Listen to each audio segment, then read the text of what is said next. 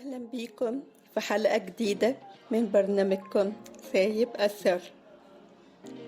حلقة النهاردة ممكن تكون مختلفة شوية عن كل الحلقات اللي فاتت، لأن النهاردة هنتكلم عن موضوع حساس شوية بالنسبة لناس كتير.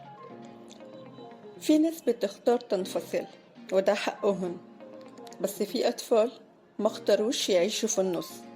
مش هما اللي قرروا ومش هما اللي غلطوا، بس هما اللي بيدفعوا كل التمن. ابن الطلاق مش مجرد طفل عايش بين أم وأب منفصلين، هو طفل اتكسر من جوه وهو بيحاول يكون طبيعي. كبر بدري وتعلم يخبي مشاعره، وبيفضل طول عمره يدور على أمان محسش بيه من البداية. في حلقة النهاردة هنتكلم عن الوجع اللي ساكن جوه ولاد الطلاق، ومنهم شادي الشاب اللي قابلته ووجعني وجعه وساب فيا أثر كبير. خليني أحكي لكم حكايته. شادي عنده 29 سنة، بس لما قعدت معاه وحكى حسيت إنه قدامي طفل صغير لسه واقف في نص أوضة وشايف والده بيزعق ووالدته بتعيط ومش فاهم إيه اللي بيحصل. قال لي أنا فاكر اليوم اللي بابا مشي فيه كأنه امبارح. كنت ماسك في هدومه وبقول له خدني معاك، بس هو مشي وقفل الباب ومرجعش. كبر شادي، بس كل سنة كانت بتزود عليه حمل جديد. شاف والدته وهي بتشتغل طول اليوم عشان تأكلهم، وشاف نفسه وهو بيحاول يكون الراجل اللي في البيت وهو لسه طفل صغير بيخاف من الضلمة. قال لي إنه اتعود يخبي وجعه، وكل مرة حد بيقرب منه كان بيبعد.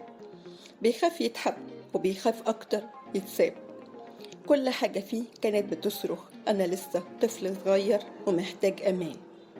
بس مين يسمع؟ مين يفهم إن اللي حصل زمان لسه بيسيب أثر لحد دلوقتي؟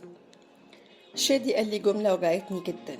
قال لي أنا ابني طلاق ولسه بدفع الثمن.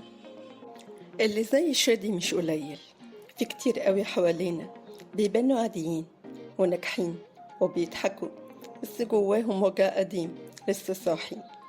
الطفل اللي بيعيش تجربة الطلاق من غير ما يتفهم أو يتحضن بيفضل شايل على ظهره سنين من الأسئلة اللي محدش جاوبها، زي أنا السبب، لو كنت اتصرفت أحسن كان بابا هيفضل، ليه الحب بينتهي؟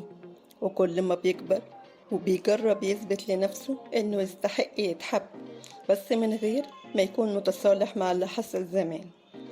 في ألف زي شادي بيعيشوا طفولة مش مكتملة، بيكبروا وهم حاسين إنهم لازم يكونوا أقوياء زيادة، أو إنهم ما يستحقوش يتحبوا لأن دايما فيهم حاجة ناقصة. الطلاق مش غلطة، لكن الإهمال بعد الطلاق ده اللي بيكسر. لما الأهل ينسوا إن في طفل محتاج رعاية نفسية قبل ما ياخد قرار كبير، الطفل ده بيكبر بس وجعه بيكبر معاه. وعشان كده مهم نسمع ولادنا ونفهم مشاعرهم ونقول لهم انت مش السبب واحنا جنبك مهما حصل. انا مش ضد الطلاق، بس ضد ان الطفل يدفع التمن لوحده. ابن الطلاق محتاج يسمع انت مش السبب ومش لوحدك، محتاج يسمع ان اللي جواه مهم وانه يستحق يعيش حياة سليمة بعلاقات صحية وبثقة وقلب مطمئن. لكل شادي ولكل بنت كبرت بدري عشان الطلاق، حاول تتكلم، حاول تواجه اللي جواك، حاول تكون انت البداية الجديدة مش استمرار لوجع قديم. سؤال حلقتنا النهاردة، هل كنت طفل وقت طلاق أهلك؟ ايه أكتر حاجة لسه مؤثرة فيك لحد النهاردة؟ ولو انت أم أو أب بتفكر لأول مرة في وجع ابنك، احكيلي، شاركنا برأيك في الكومنتات أو ابعتلي رسالة، لأن لما بنحكي بنقرب وبنلاقي بعض وسط الزحمة. كنت معكم أنا بسمة في سايب أثر، البرنامج اللي بنحاول فيه نفتح أدراج مشاعرنا المقفولة ونقول لنفسنا أنا استحق أعيش بسلام. سايب أثر، قريب لقلبك. أشوفكم الحلقة الجاية.